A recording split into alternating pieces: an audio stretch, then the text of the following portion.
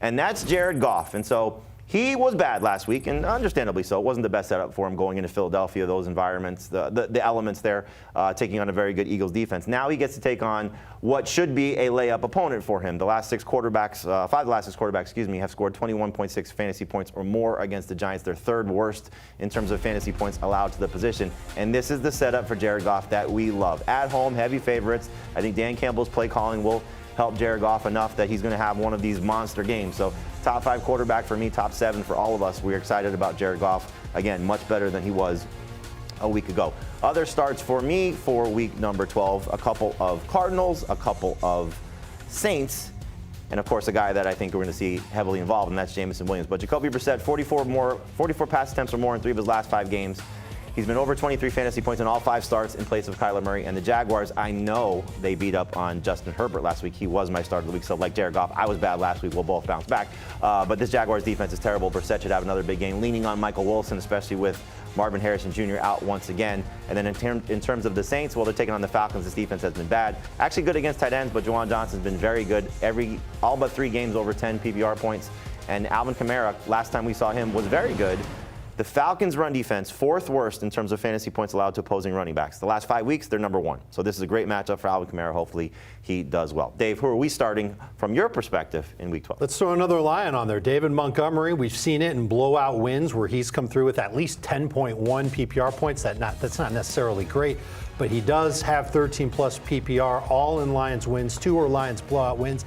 I'm thinking he can get you somewhere near 13 PPR points. This week, that's good enough to be an RB2. Plus, the Giants' run defense, their past 5 games, 5.9 yards per carry. It's weighted by Saquon, but it's still really, really bad. Let's go to Green Bay. Emmanuel Wilson, Romeo Doubs. I'm starting these guys. Of course, we're assuming that Josh Jacobs does not play, but the Packers are a run-first offense. It should be that way even with Jacobs not playing. Minnesota's run defense, you said it, they've been very up and down. 3.7 yards per carry in their last 4 games. That's a good number, but a rushing touchdown in 4 straight games to a running back. I'm counting on Wilson doing that. I'm counting on Wilson getting a couple of catches because I think he can do that as well. Might not be efficient, but he's easily a number 2 running back. And Dobbs is much more efficient versus zone coverage. He leads the team in target share when Jordan Love is pressured. Both of these things are going to be factors for him. I like Romeo Doubs. It's a low-end number 2 fantasy wide receiver.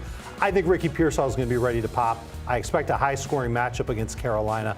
Really did a lot of cardio last week, but he was getting open, Jamey. And I think this week he'll get the targets to go along with it. And Cade Otton did a lot of blocking last week. The Bucs are going to need him to do a lot of scoring this week. And the Rams, at least 9.8 half PPR points to a tight end in 6 of their past 8 games. I think this is a spot where Cade Otton bounces back in a big way. Heath, you got a guy on your start list that a lot of people have been scared to trust recently, and that's Ken Walker. Ken Walker looked good last week. Mike McDonald noticed, said we're going to play him more. We've been clamoring for this all season long. Give the ball to Ken Walker 20 times. I don't know if he gets 20 touches in this game, but I do think it'll be 15, 17, maybe 19. The Titans are terrible. The Seahawks defense is awesome. They will be playing with a lead, and Walker has earned a larger share of the running back touches. Speaking of a share of the running back touches, Chase Brown with no Samaje Perine looks a lot like Chase Brown in the second half of last year. Over 80% of the snaps. He's had a huge number of targets over his last 2 games, more than 20 in his last 2 games. And now Jamar Chase is suspended. This is a guy they've been throwing the ball to 35% of the time since Joe Flacco's been there. I wouldn't be surprised if we get another 10-target game from Chase Brown. He's a must-start, especially in full PPR. The wide receivers on that list, I think, kind of tell the story of the week. Dave had Romeo Doubs and Ricky Pearsall as starts this week. I have Khalil Shakir and Wan'Dale Robinson. When we get to the sits, I didn't put any wide receivers' names because I can't find any wide receivers who are even halfway good that I want to sit. Start Shakir, start Robinson. Count on that target volume being enough to get them in the double digits, and the double digits might get you to a top 20 wide receiver this week. And then Brock Purdy in this environment with the 49ers defense not being as good as it used to be and him still being the efficient passer he's always been, he's a must-start quarterback rest of the season. 200 passing yards, 3 touchdowns in his return after a 6-game absence with a toe injury. Let's go from the positive to the negative, talk about some sits for week number 12. And the headliner for me is Ashton Jeanty. Now, it's not obviously someone you're going to sit outright, but the matchup against Cleveland is tough. I know we were all excited about the Cowboys' run defense. They look like the best run defense in football because of the Raiders' offensive line and the lack of carries for Ashton Jeanty. 6 carries last week. That is absolutely miserable. Now, they will correct that. This will be a game that they're going to be competitive in, obviously so against a Browns team that's starting Shadur Sanders and has offensive deficiencies of their own. However, the Browns have only allowed 1 rushing touchdown to a running back since week 5. So you need Ashton Jeanty at this point to find the end zone because I don't think he's going to have a great game on the ground. Hopefully he'll still be involved in the passing game. I do think he'll be better than 8 PPR points. However, 4 times this season he's been at single digits in PPR, including 2 of the last 4. So it's not like Genty's been absolutely fantastic. So I buy into this Browns run defense. I hate this Raiders run offense. I certainly hate the Raiders offensive line. So if you can afford to sit Ashton Jeanty, I start Emmanuel Wilson over him. I start a Steelers running back over him, and I would definitely start Woody Marks over Ashton Jeanty. Tyrone Tracy was great last week. This week he takes on the #1 run defense in the NFL. Sit Tyrone Tracy. As Heath alluded to, the wide receivers stink, so if you can get away from Christian Watson and Jordan Addison, that tells you how bad those guys could potentially be going head-to-head. Addison's been terrible with J.J. McCarthy, and Watson scored 2 touchdowns last week. So what? He had 5 targets. I don't think you want to chase that type of numbers, that type of production against this defense. And in the case of Caleb Williams, well, the Steelers, the last 3 weeks, have held their last 3 opposing quarterbacks, including some very good ones in terms of Justin Herbert and Daniel Jones, and Joe Flacco, 16.7 fantasy points or less. Caleb Williams not a top 12 quarterback for week number 12. Dave, Sean Tucker was awesome last week, but now, not so much. I'm nervous, and this is even going to be the case if Bucky Irving does not play. We know that Bucky Irving's practicing. If he comes back, then it's a 3-headed monster in that backfield. I don't want any part of it, especially against a Rams run defense. In their past 4 games, 3.6 yards per carry, 2 rushing touchdowns to running backs, a 2.9% explosive run rate allowed. That means that 3% of runs are going 12-plus yards. I don't want a running back against that type of defense. That is the strength right now of the Rams defense. And Todd Bowles said it this week. They're going to play the hot hand. So if Sean Tucker isn't breaking a long run early, he could have a disappointing game. He is at best a flex.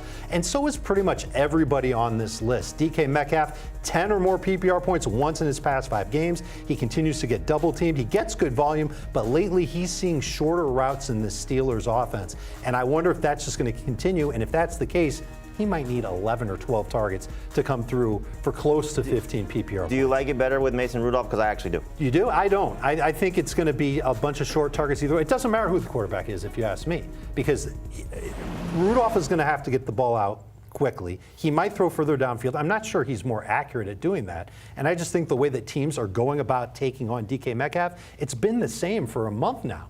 Safety's playing over the top, so it makes me nervous to trust him. If we go back to the list, DJ Moore's on the list, Xavier Worthy's on the list.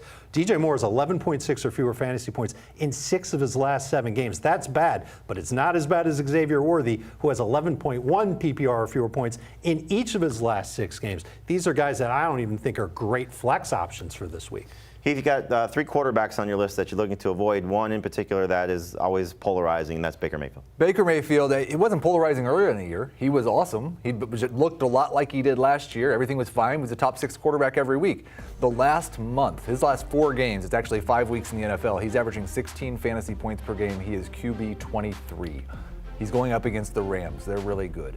I don't want to start Baker Mayfield. Maybe if he gets Chris Godwin back and we see that Chris Godwin is Chris Godwin again, then we can feel more comfortable with him. I don't want to start him. Daniel Jones is outside. You don't want to start Daniel Jones when he's outside. We've seen that this year, been below 18 fantasy points in every game. You don't want to risk that at Arrowhead in a must-win game. And then Sam Darnold's just been absolutely awful. 7 interceptions in his last 4 games, 3 fumbles in that time.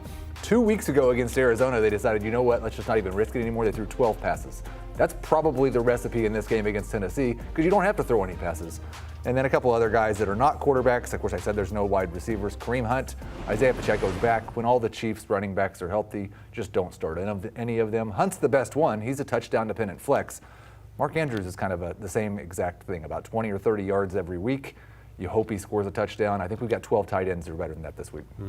Be interesting to see how Andrews does. Hopefully Lamar Jackson 100%. He's been dealing with those injuries, but taking on the Jets should be a very good matchup for him. All right, that'll do it for us with our starts and sits for week number 12. Make sure we check out our Fantasy Football Today podcast, and hopefully it'll be great. Tommy, I'll let you just deal with the promo because you're much better at this than I am. Well, you just heard and saw from the fellows at Fantasy Football Today. Add in Adam Azer, and that's a recipe for scan the QR code and check them out on YouTube.